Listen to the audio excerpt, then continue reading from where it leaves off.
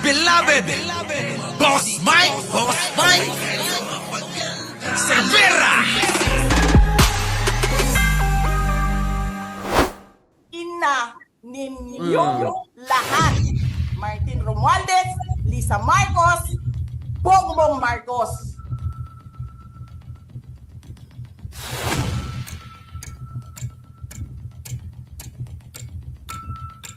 Ginigit-git nyo yung mga tao ko dyan sa envelope na yan. Lisa Marcos, naalala mo? Nagpadala ka sa akin ng video? Sinabihan mo ako saan kukunin ang pera. Pinakita mo ang muka ng tao doon sa video message mo. Heidi, she's been working with us for the longest time. We trust her. You sent me written instructions about money. Millions a month. Anong nakalagay doon sa envelope? DepEd. Anong ginawa ko? Binigay ko sa DepEd. Putak na ka!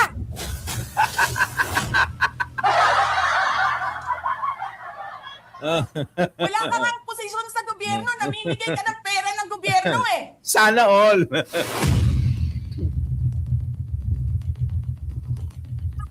Si Ramiro, yung tangal, kasama ko, sa office of the Vice President, sasabihin nyo sa mga tao, nakaw yan, confidential funds yan. Niwala nga kayong isang proof na confidential funds yan. Naniwala lang kayo sa isang babae Na ang pangalan ay Gloria Mercado na nagsabing confidential funds yan. Na hindi nyo nga nilabas na wala pang confidential funds. Meron ng white envelope. Ay, teka muna. Yan ang problema sa'yo, Sarah. Dito nag-umpisa lahat, mga kababayan. Etong nangyayari sa Senado, eto hong babanta, pagmumura, pagwawala, pagme-meltdown ni Sara Duterte. Oh. Kasi 2022 pa lang, tangina mo ka, may utos na ng pera sa DepEd. Ayan, mga kababayan, yan nag-umpisa lahat yan. At saka, meron pa ho, yung ipapapatay niya daw, mga kababayan, si Pangulong Bongbong Marcos, at si First Lady, at si Nevermind. Nakuha nyo, mga kababayan ko, 2, 4, 6, 8, 10. Tama, mga kababayan.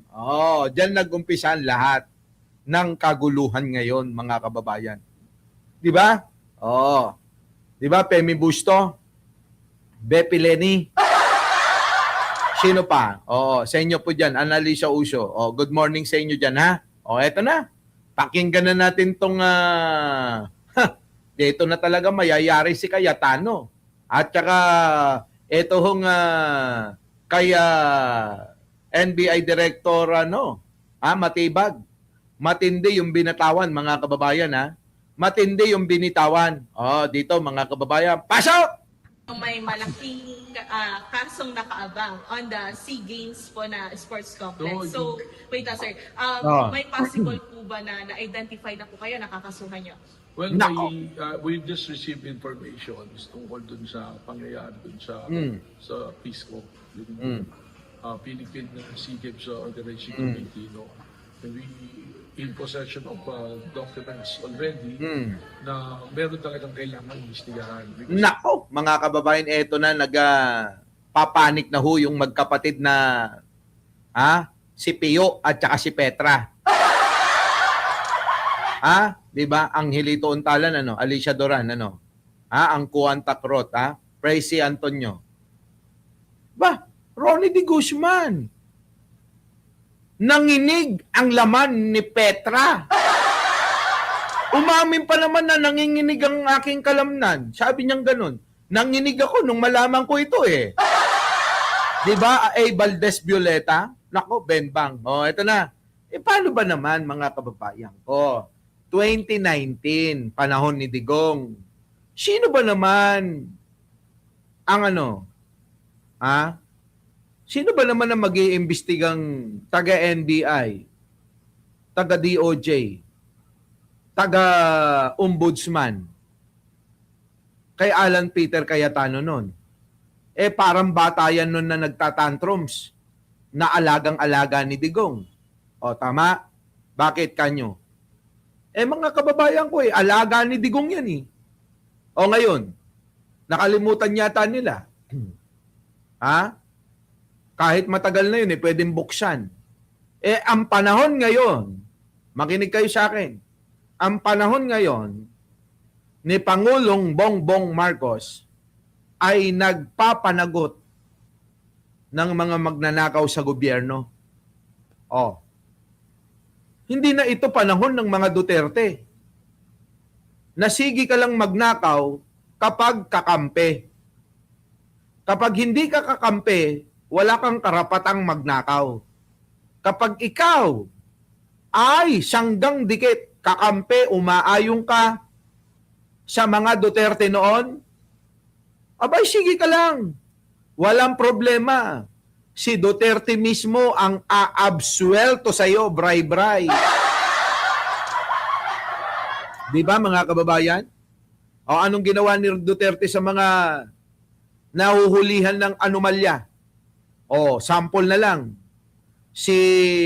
Itong artista, na nahuli na habang bumabati, mayroong nakahubad na babae sa likuran. Di ba? Si Buboy. Nakita niyo, mga kababayan ko, abay, yung pumalit na babae sa kanya na diskubre na daan-daang milyon.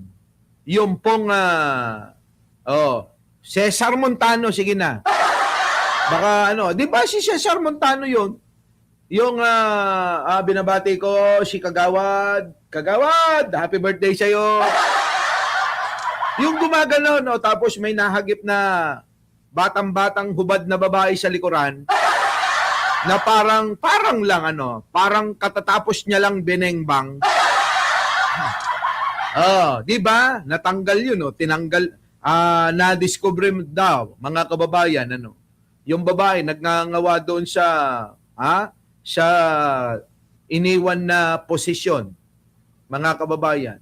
Abay, milyon-milyon daw ho yung discrepancy sa mga pondong nawawala. Di ba?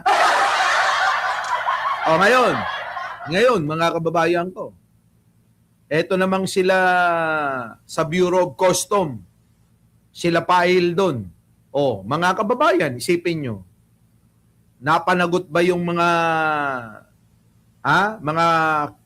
yon? Ayoko magmure. Eto, isa pa. Yung pong secretary ng DOH. Nakita nyo, mga kababayan ko, napanagot ba yon? Hindi. Kaya ikaw, Herbosa, lagot ka. Delikado ka. Kapag ikaw napatunayan na may ginawa kang kalokohan, yari ka talaga. Baka akala mo. Di ho ba, mga kababayan? So, sa madaling salita, nakalimutan ng mga ito, na mga lumalaban-laban pa kunyari sa gobyerno, siguro hindi nagkakaroon ngayon. Malamang hindi sila nagkakaroon ngayon. Kaya, ang nangyayari, ang iingay nila. Sa pag-iingay nila, marami ang mga taong mga susumbong o sumisip-sip din. Ganun talaga eh. 'Di ba? Rektahin na natin ito, MJ. Geraldine Panis, Paymura. Maraming mga sumisip-sip sa administrasyon na gusto ring makakuha ng pansin at mga posisyon sa gobyerno, kaya binubuking nila yung pong mga lumalaban sa gobyerno ni Pangulo. Oh, 'di ba? Oh, halimbawa, yan si Jojo Chavez. Oh, halimbawa ako yung PCO secretary na posisyon ngayon ni Secretary Dave Gomez. Oh, gwapong-gwapo, mabait. Oh, 'di ba? Halimbawa lang, si Jojo Chavez ngayon gustong sungkitin yung aking posisyon bilang secretary ng PCO. Ang gagawin ngayon ni Jojo Chavez, sisip-sip kay Boying, kay kung sino-sino man dyan sa Malacanang, sasabihin niya, bakit kayo naniniwala dyan kay Mike Cervera? Alam nyo ba na halos araw-araw nang bababae yan nung araw? Walang ginawa yan, kundi mambabae. Hindi nga na po, kulang na nga lang, mapudpud ang ano niyan eh. Di ba? Nakuha nyo mga kababayan. So hindi natin maiiwasan ngayong panahon na ito na marami talagang titimbre na mga dati nyong mga nakasama. Di ba? Di ba mga kababayan? Na alam nila yung ginawa ninyo. Parang pelikula yan eh. Oo. Di ba? Yung pelikulang I Know What You Did last 2019. Parang ganun mga kababayan ngayon ang nangyayari kay Alan Peter Cayetano, ano? Uy, sino nakapanood nun, no? Yung maganda yun eh. Oo, nung panahon kasi natin wala tayong libangan eh. 'Di ba? Ang libangan natin nun manood ng mga pelikula. Isa na nga yan, ano? Oo. Ano bang mga libangan nyo nung araw? Kung hindi, makipagbengbangan. Manood ng mga movie, di ba? Yun ang libangan natin nung araw. Kung hindi makipagbengbangan, manood ng movie. Kaya, ikaw, Alan Peter Cayetano, huwag ka nang magpaka. Tingin ko, nagkaroon ng idea, itong si NBI Director, di ba? Na merong ka palang ginawang kasalanan nung 2019 na nagbibigay ng impormasyon diyan kay Melvin Matibag, di ba? Tama ba? Tama? Tingin ko ganon. Tingin ko walang alam si Pangulo. Walang alam, hindi nangingialam si Pangulo dyan eh. Yun sa amount of money na involved dito. If you recall, there was no bidding na ginawa rito. Tapos unliquidated. So marami na kailangan tingnan. That's why Nako, Alan Peter Cayetano. Magkano ba kasi ang kinikback mo? 'Di ba? Tanong lang naman. Kasi bakit ka iniimbestigahan ngayon? Sa bagay, matagal na nating naririnig yan no? Matagal na nating nakikita sa comment section yung mga yan eh. Yung kaldero ni Mike Defensor, kaldero ni Mike Defensor. Ay, hindi pala. Kaldero ni Cayetano. Na madalas nating nakikita yan, ano? Di ba? Di ba? BP Lenny, ano? Matagal na nating naririnig yan eh, nababasa rin. Yang kaldero daw ni Cayetano, kaya lang nakatuon tayo kay Mike Defensor noon eh. Di ba? At saka 18 Marines, ano? Di ba? Mayet Gati, ano? Palagay ko, Boss Mike, lahat ng nakapwesto nganong panahon ni Digong, walang hindi. Ano ka ba? Lahat ng meron pala. Alam nyo, nung panahon ni Digong, meron akong kilalang Yusek, Yusek, mga kababayan. Hindi siya ganyan. Hindi nandugas, mga kababayan. Sabi nga niya sa amin, kung alam niya lang na mandurugas pala lahat yung mga kasama niya, nung panahon ni Digong, sana nandugas na rin daw siya. Maricoy! Naku, si Maricoy nandito. Nasaan ipapakilala mong anak mo? Tuloy. Ngayon, yung, a task force na composed of our financial, yung financial investment unit, saka financial investigation unit, ang aming special action unit to investigate on the matter. We will coordinate with the SEC, the COA, and also will seek help of the DCDA. Patay ka ngayon. Nako, Diyos ko. Hindi to biro-biro. Alan Peter Cayetano. Tingin ko, mga kababayan, itong si Alan Peter Cayetano, hindi tatagal ng 2 buwan. Makukulong to. Ako lang, feeling ko lang ito, ha? Oo. Don't mind me. Kasi minamind tayo, eh. Huwag mo na akong pansinin, Alan Peter Cayetano. Pinapansin pa kasi ko niyan, eh. Ewan ko. Trip mo ba ako? Tanong lang naman, ha? Tanong lang naman. O, sige na, tuloy. Para magkaroon ng clear dito. As we speak now, wala pa naman tayong sasabihin na na-identify, but there are many personalities na nakikita natin sa dokumento. Parang lagi kayong nagbabangayan kasi ni Senator Cayetano. So, how can the public be assured na this will be an impartial investigation? Una-una, hindi naman ako nakikipagbangayan sa kanya. I'm always respectful to everybody, especially to the member of the Senate. Oo nga, hindi naman kailan ba nakipagtalo si Director Melvin Matibag sa inyo? Ha? Kailan? Di ba? In fairness, boss, mas maliit yung kaldero, ilang milyon lang, o kaya nga, yung kabuang budget, Kim Ceresa, Cerezo.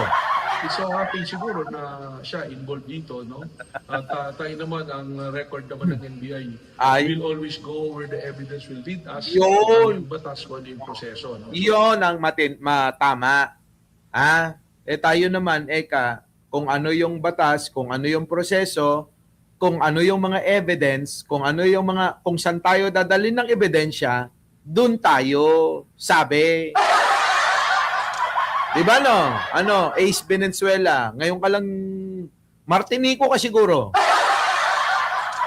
Diba Meridio? Sige tuloy. Kung sa kailangan natin siyang tanungin, we will respectfully ask him to give light to this. And I'm sure si Senator Alan, kung siya kasama rin dito, I'm sure that he will appreciate na may imbestigahan natin dito na. Yan! Kita mo, Alan. Yun naman ang bait-bait ng pagkakasabi. Kung may alam si Alan Peter Cayetano dito, di mas maganda na magpa-imbestiga siya. Yun naman pala, bakit? Alin ang malisyoso doon, mga kababayan? Wala akong nakikitang malisyoso dyan, ha? Ang ganda-ganda lang sinabi. Pakinggan nyo ulit. Si Senator Alan, kung siya kasama rin dito, I'm sure that he will appreciate na may imbestigahan natin dito. Kita nyo? Si Senator Alan, kung kasama daw doon, sana ma-appreciate mo na sana maimbestigahan ka rin. Kung wala ka namang alam, edi wala. Hindi yung nangawa kayong magkapatid agad. Di ba? Di ba, Bebe Nunez, kasi Alan Peter Cayetano, masyadong, alam niyo yun, nagre-react agad. Defensive.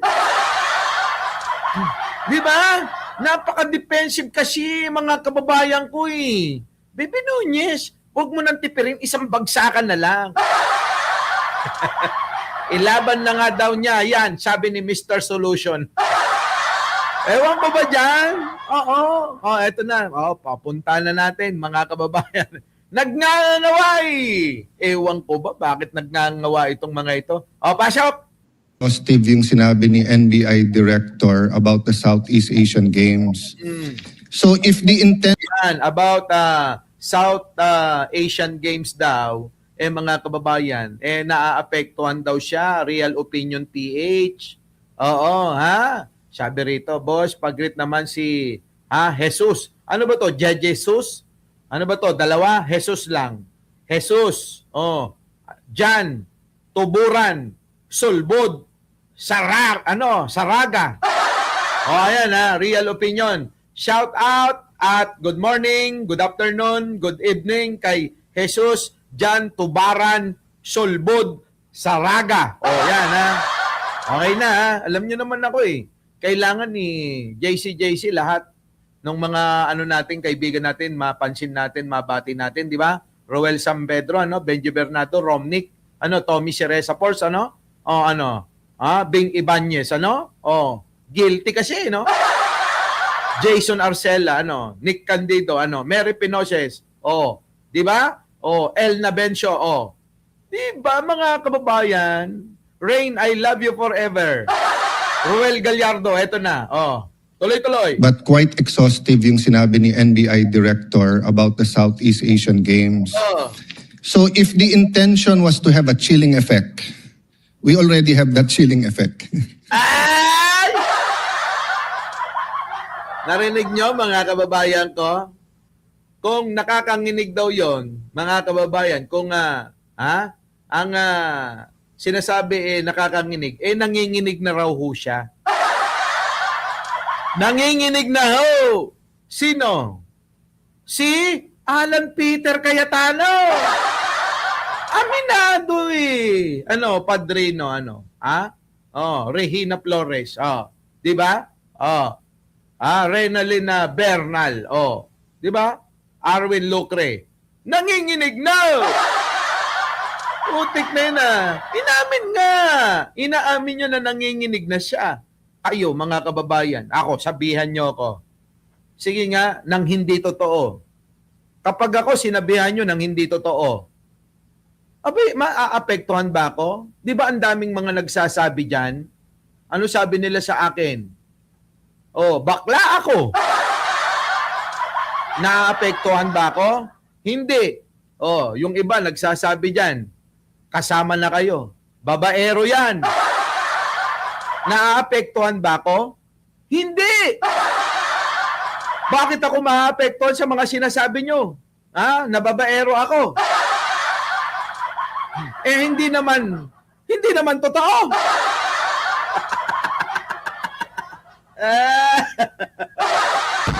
Di ba? Hindi totoo bakit ako maaapektuhan? Sasabihin nila bayaran yan. Putik naman mga kababayan, wait lang, nawala. Yan, bayaran daw ako. Ba't naman ako maapektuhan doon, mga kababayan? Kilala nyo naman ako. Di ba? Di ba? Kilala nyo naman ako. Bakit naman ako maapektuhan? Ang pogi nyo po, sabi rito. Thank you, maliit na bagay. Eto na mga sayang hindi nyo ako naabutan ng single. Eto na. Nanginginig daw eh. Intention was to have a chilling effect. We already have that chilling effect. May 11, hinabol dito sa session hall na to ng mga ahente ng NBI si Senator Bato. Ayan ang problema sa iyo eh. Kasi nga may warrant. Ayan, napatunayan na natin na totoo yung warrant eh. Pinipilit nyo kasi.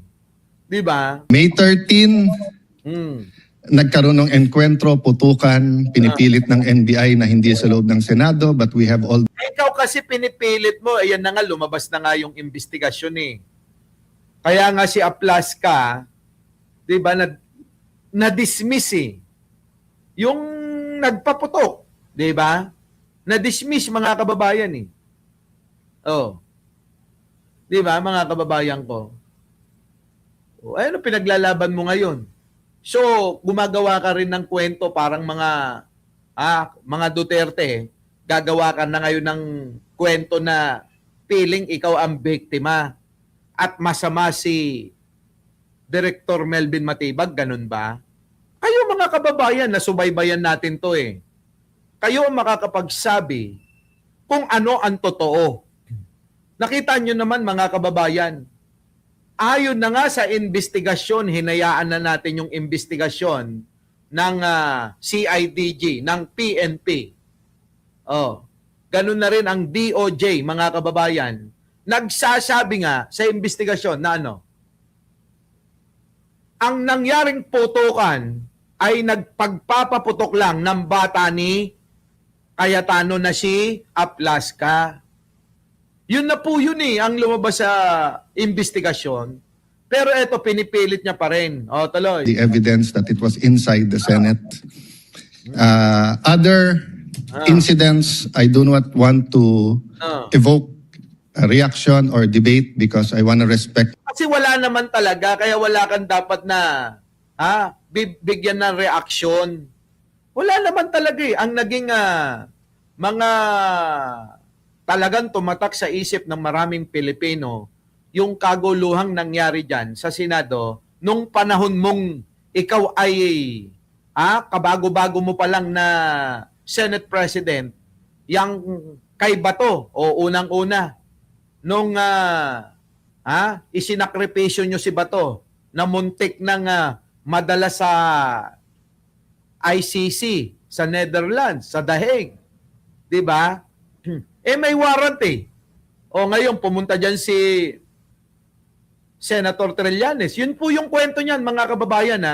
Pumunta si Senator Trillanes kasama ang NBI para arestuhin si Bato.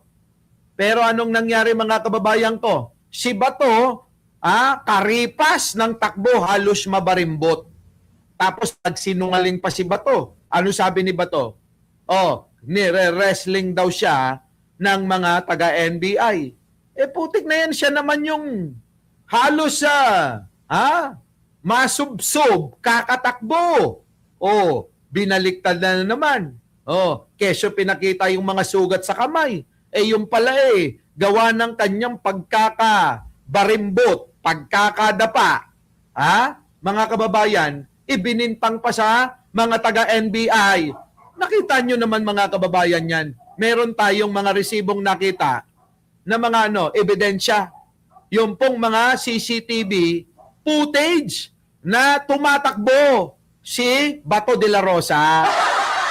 My fellow senators, much of this has been vented in the media, is in court.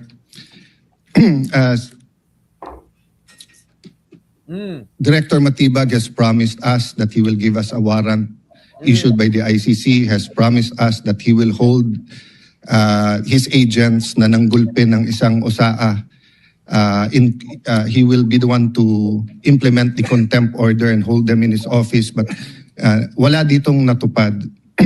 So when I mentioned his name, his position the other day that it was bad taste, walang personal yun. I mean, regardless kung sinong, even if it was a secretary, an alter ego of the president who wrote the prosecution team or the defense team to say, pwede bang next week kasi may seminar, I would have said the same thing, di ba? That kung kailan siya patatawag. Ito na, mga kababayan, panibagong video ulit ito. Na kung kailan siya ipapatawag daw. Di ba? That kung kailan siya patatawag siya sa Monday, intimidate mo ko, hindi kita tatanungin sa Monday. Ayan na, ang banat niya ngayon kay Ben Matibag, Melvin Matibag, kay Direktor.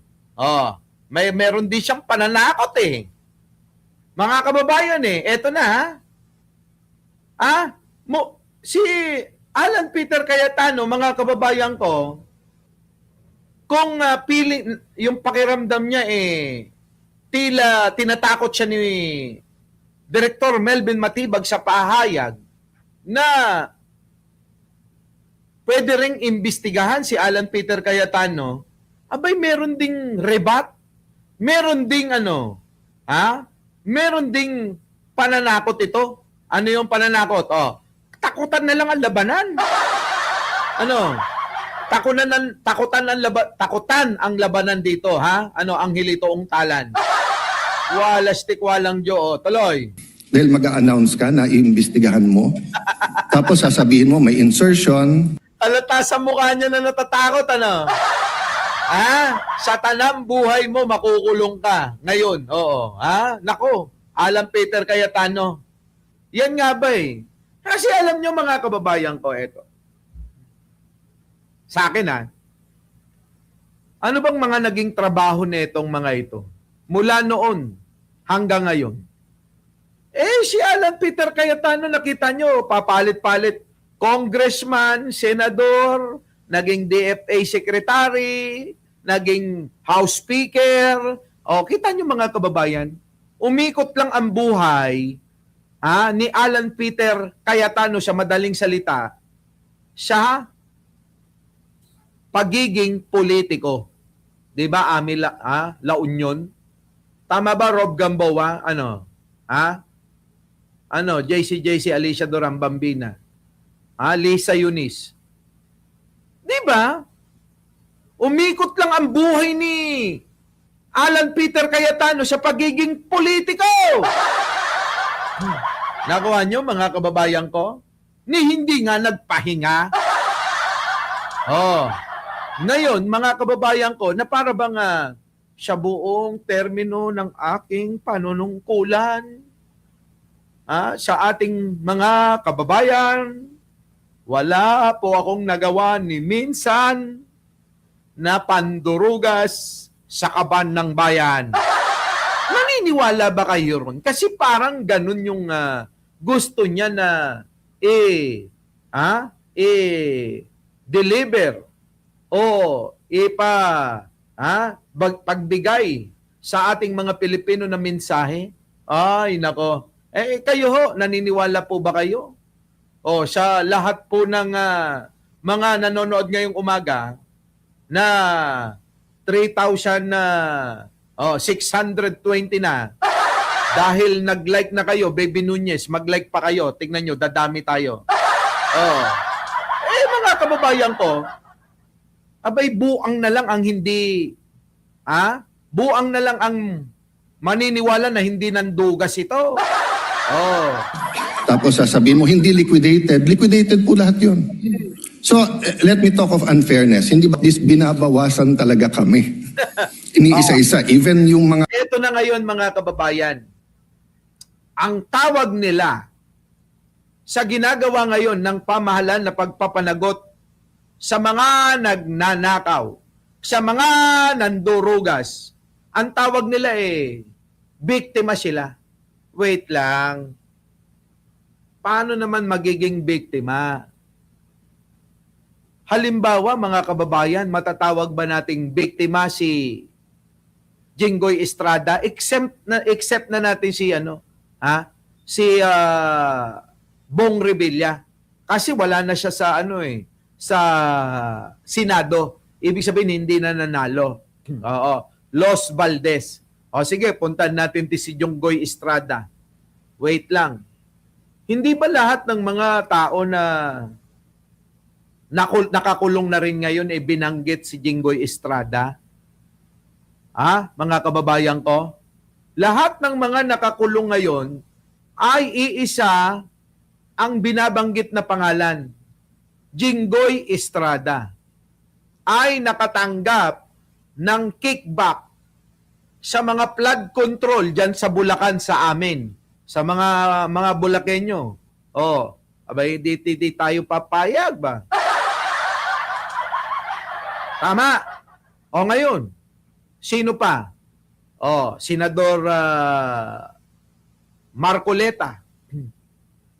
Paano mo matatawag na gawa-gawa lang yung kaso ni Marcoleta, gayong wala ngang nagagawa yung kanyang impluensya bilang senador?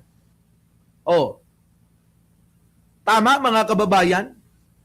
Mukha ngang hinayaan na rin ng kanyang taga-suporta Tinanggap na yung kaso ni Marcoleta, yung pagkakakulong ni Marcoleta, tinanggap na ng kanyang taga-suporta Mukhang nahimasmasan sila na talagang tama, na talagang may mali si Marcoleta. Gayong si Marcoleta mismo ang umamin, Ate Evangeline Camilosa. Siya. Bahala kayo sa buhay nyo kung Duterte pa rin kayo. Di ba? Basta kayo, mahal namin dito. Oo. Kung pwede nga lang namin kayong bengbangin lahat dito Di ba, mga kababayan ko? Aminado. Ngayon ikaw, punta na natin si Alan Peter Cayetano, sinasabi netong iniisa-isa sila. Kailangan ba talaga kapag kakampo ng mga Duterte, kapag kampo ni Duterte na sumusuporta kay Sara Dapat exempted. Dapat hindi dapat makasuhan, ganon. Para hindi masabi na hindi namumulitika ang gobyerno ni Pangulong Bongbong. Nakalimutan nito si Aling Petra na ang Pangulong Bongbong Marcos ay anak ni Apo Lakay. Kamukha ni Apo Lakay, hindi kamukha ni Aimee. Si Aimee, pahaba yung mukha eh. Yung baba niya, mga kababayan, matulis. Yung mukha ni Manong Bongbong, yun yung mukhang mukha ni Apo Lakay. Oh, mga kababayan, sana sumang-ayon kayo sa akin. Nakalimutan yata ni Alan Peter Cayetano na ang dugong nananalaytay kay Manong Bongbong ay dugo ni Apo Lakay na siyang kailanman ay hindi maitatanggi. Maikukumpara ninyo ang kanyang panunungkulan sa lahat ng mga naging presidente dito sa Pilipinas. At masasabi nyo, kapag ka naikumpara ninyo ang Apo Lakay na ama ni Pangulong Bongbong Marcos, walang tatalo sa serbisyo, sa dunong, at sa diskarte niya sa pamumuno. Wala, mga kababayan ko. Kailanman. O sasabihin ng mga DDS, si Duterte ang panlaban namin. Si Duterte na puro laway lang. Mga kababayan ko, pansinin ninyo yung mga, sabi ko nga, paaralan, kalsada, tulay, mga gusali na mga pinatayo ni Pangulong Ferdinand Marcos Sr. hanggang ngayon napapakinabangan ninyo. Tama? O ngayon, ano ang ibig ko sabihin? Sa diskarte at talino ni Manong Bongbong, naniwala kayo kay Digong na weak leader ang Manong Bongbong namin. Naniwala kayo kay Digong na ang Pangulong Bongbong ay talamak na gumagamit ng droga. Kaya yung kanyang pag-iisip ay hindi katulad ni Sara. Sa akin naman, mga kababayan, kilala naman natin si Digong na mapagtanim ng intriga. Aminado naman Sino? Si Digong. Na nagtatanim sila ng ebidensya, nagtatanim ng intriga. Kaya ang nangyari, maraming mga naging bobo katulad netong tanga na to, naniwala kay Digong. Maraming mga DDS ang niluto ni Digong ang isip. Pinaniwala ni Digong ang mga tao na naniniwala sa kanya, taga-suporta niya, na mahina ang Pangulo. Binigyan ng sample. Binigyan ng sample, mga kababayan. Yung mismong nagsabi at nagpapakalat at pinaniwala yung kanyang taga-suporta na weak leader si Pangulo, yun din ang nagpadala sa kanya sa dahig. Na hanggang ngayon hindi na ho nagpapakita sa sobrang kahihiyan. At ganun din kay Kibuloy na best friend na maniniyot Mga kababayan ko, nasa na sila ngayon? Parehas na silang nakakulong. Ngayon, sino pa? Naniwala rin si Marcoleta kay Digong. Naging panatiko ni Digong. Ayun, nakakulong na rin. Di ba, mga kababayan ko? Si Jinggoy. Si Jinggoy yan ano yan Minsan papanig, minsan hindi, papanig, hindi. Di ba? Siguro naninimbang lang si Digong, bumabalansi lang. Pero nakita nyo naman, dinala yung ebidensya kay Jinggoy Estrada, ayun, pinakulong rin. Ngayon, eto na naman. si Mike Defensor. Oh, na alam nyo, sabi ko nga, ito talaga ang dapat sinisisi ng mga taga-suporta ni ni Marcoleta, si Mike Defensor. Kasi siya yung nagdala ng pera eh. At saka yung dalawa, no, dinalan ng pera, binigyan ng pera, parang anong nangyari? Parang pinrame up eh, no? Si Marcoleta, kawawa naman ngayon, ano? Kawawa naman, no? Oh. Sabi ni admin na Joby, napakarami na natin, kokonti pa lang yung nagla-like sa inyo. Di ba kayo marunong mag-like? Oh, tuloy! A vlogger na malapit. Ayan na, ayan na! Mga kababayan, eto, mga pakinggan ninyo, mukhang nanonood sa atin to, eh. Alam nyo ba yon? Oh, tignan nyo mga kababayan, mukhang pinapanood tayo. Oh. We talk of unfairness, hindi ba this binabawasan talaga kami? Iniisa-isa, even yung mga vlogger na malapit sa administrasyon, sabi, 2 down, 3 down, may kasunod na. Di ba? Tumawag nga sa akin si Biyahin ni Koy. Lagot ka, Boss Mike, ikaw pala nagsasabi. Ay! Di ba tayo yung nagsasabi? 1 down, 2 down, ayan na, konti na lang. Oo. Yung mga, eto pala nanonood sa atin. Dahil daw Ramil Cruz, Gloomy Smile, Canada. Sa atin daw galing yung ganyan. Totoo naman, di ba? Alam naman ninyo na ako, pag nagsasalita, mga kababayan, kilala nyo ako. Yan mga galing lang sa ating mga malilikot na isip yan. Walang mali siya, Cayetano, Alam mo, gusto kong mapatawag sa Senado, sasabihin, ano ba yung sinasabi mo? Na 1 down, 2 down, 3 down, sino ang susunod? Di ba mga kababayan, Abay, sasabihin ko talaga kasi, yaan ay galing sa malikot na kaisipan ko. Bentong, pinapanood pala tayo ni Alan Peter Cayetano, Ayaw mo na bang panoorin si Banat Bay?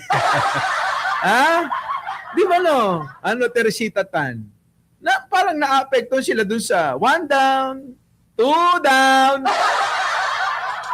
Sino na ang susunod? Sino ang susunod? Sinong susunod?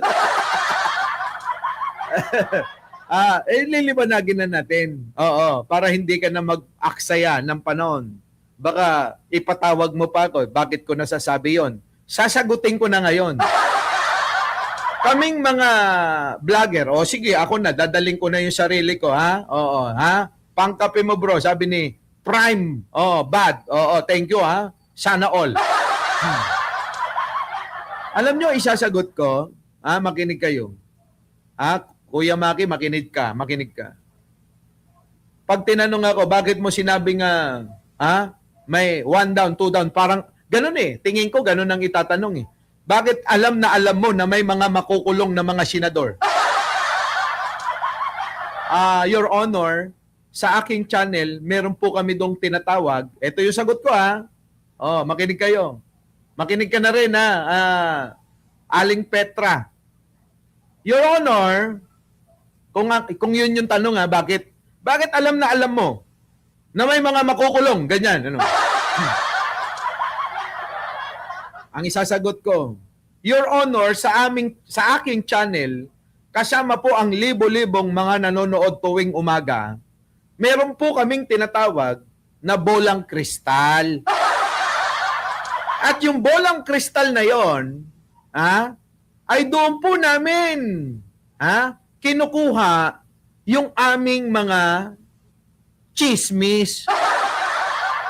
Doon po namin kinukuha yung mga magiging sasabihin namin sa aming programa tuwing umaga. Kaya kung nagtataka ka kung bakit namin na hulaan na merong mga makukulong na mga senador. 1 down, 2 down. Oh, next na, sino? Sisihin mo yung aming bolang kristal. Di ba, mga kababayan? Lahat ng aming sinasabi doon, lahat ng aking sinasabi sa aking channel, yun po ay naaayon lang at galing sa malikot kong kaisipan.